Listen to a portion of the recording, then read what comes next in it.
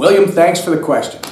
As I understand it, you want to know, Tom, why did you vote for the Department of Homeland Security reauthorization bill last week?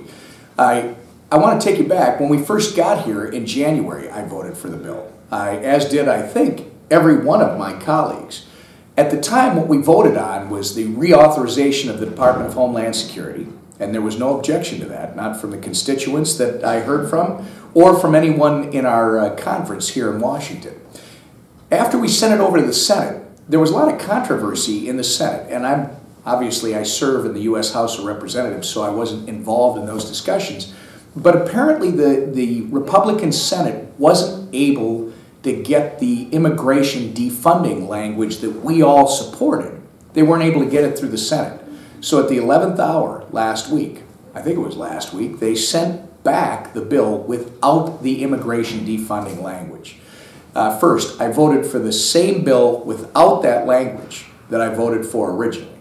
But second, I expressed disappointment that whoever came up with the strategy of connecting the immigration defunding language, which was really important because we have a president, as you know, who doesn't obey the rule of law. He thinks he can write his own law when he doesn't get his way.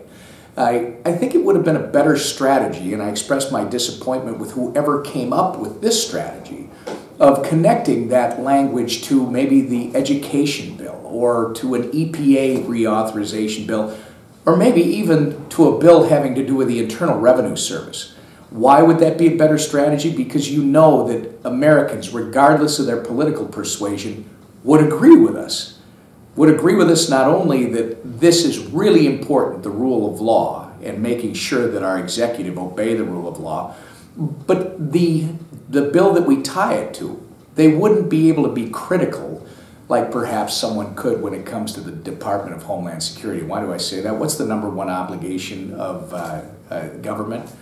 Well, being a strict constructionist type of person, the Constitution says the number one obligation of our government is to protect its citizens.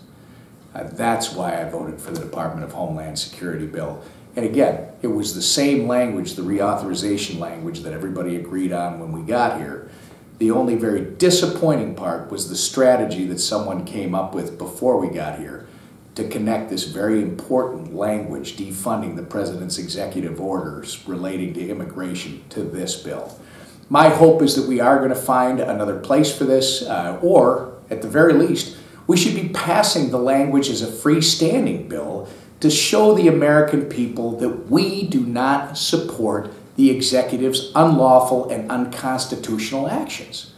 I tell you, I don't rely on the courts for the final result because it's up to Congress. But we at least have the courts for now instituting this injunction which holds off the Obama administration from following through on their unlawful actions. And hopefully the leadership here in Congress can come up with a strategy that actually will allow us to check this unbridled exercise of unlawful power by the executive. Thanks for the question, William, and we'll just keep trying to do a good job for you and everybody else in the great 6th District in the state of Minnesota.